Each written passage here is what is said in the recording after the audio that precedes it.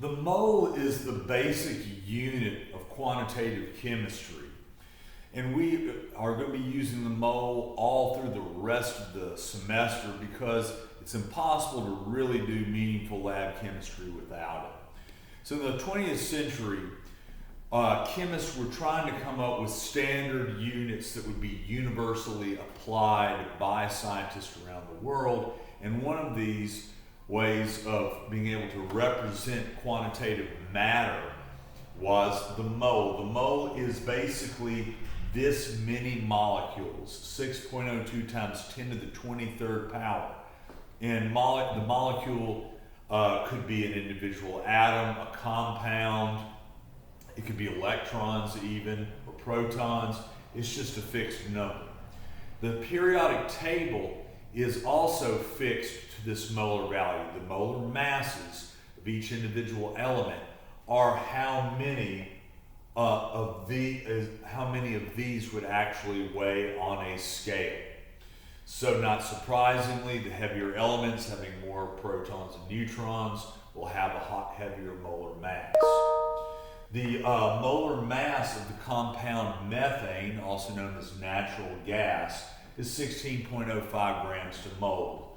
We gathered that number up from finding the molar mass of carbon, 12.01, and then 4 hydrogens, which we round roughly to 1.01. This also is a gas under standard conditions. Natural gas, unless it's compressed in a tank, in normal atmospheric conditions that we experience on Earth, is a gas. And actually, almost all gases under standard Earth conditions occupy roughly the same volume, about 22.4 liters, at the conditions that are called standard temperature and pressure, which is 0 degrees Celsius at 1 atmosphere of pressure. We're at 25 degrees Celsius, more or less, room temperature, so it's going to be a little bit off that value, but still quite close for everything from oxygen gas to hydrogen, sulfur dioxide, methane, chlorine gas, nitrogen, and more. They all will occupy roughly this volume, and mixtures of gases, if they add up to a mole, will also occupy roughly this volume. We'll be getting into that in a future lesson in a week or two. So let's put the mole to work here.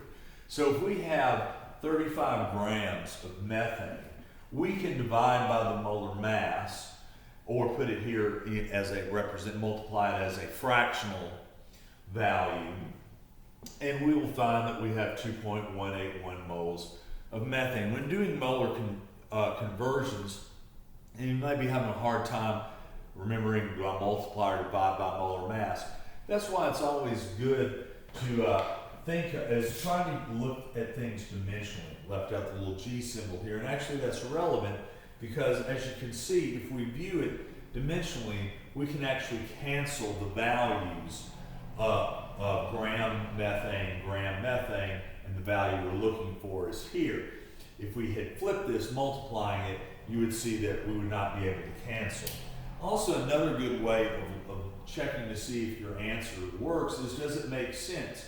Well, if this is bigger than the molar mass, so obviously our answer should be more than 1. But not substantially so. You can kind of eyeball and tell, 16 times 2 is 32, this is 35, so we know it should be a little bit above 2. If we had a tremendous number, we would probably give it away that, we multiplied when we should have divided. So let's put the mole amount of this methane in an actual situation with the chemical reaction. We can make it undergo a combustion reaction here with oxygen. And we have our balanced equation here. And let's not forget that this is not only true at an individual molecular level. In other words, 1 molecule of methane needs 2 molecules of oxygen to make 1 molecule of carbon and 2 molecules of hydrogen. But because moles are collections of molecules, this is also true on a mole level. So that for every mole of methane, we need 2 moles of oxygen to produce 1 mole of carbon dioxide and 2 moles of hydrogen. So if we have a question of how many moles of oxygen are needed to combust the methane, we first would want to have taken our gram amount, if we had been told what the amount we had was in grams, and convert it to moles here, and we've already done so. And then we look to our molar relationships in the balanced equation and figure out how much oxygen is going to be produced. Once again, canceling will help us tell whether we have our fraction right or not. And we see moles methane, just like we had grams methane here. And the value we're looking for is on the top of the fraction. This is the basic logical math that is applied when multiplying fraction. And this is universal in all classes that you will have that involve multiplying fractional values. This is an incredible tool that will help you improve your math skills, whether it's chemistry, physics, business classes, or anything else. So we have here that if we take this relationship, we have, of course, twice the amount of moles of oxygen than the moles of methane, because the balanced equation tells us that this is needed. From there, if we want to convert these values to something else like molecules or to mass, from there we can multiply our moles by this number here, known as Avogadro's number, and turn these moles into molecules. Or we can multiply our moles of oxygen by the molar mass of oxygen, which is 32. O2 is diatomic, and we get our mass. But the central relationship in a balanced equation between our different substances are the molar relationships. And so that is the heart of what we call stoichiometry, is taking a known value, converting it, if needed, into moles, so we can do this relationship known as unknown over known, drawn from the balanced equation.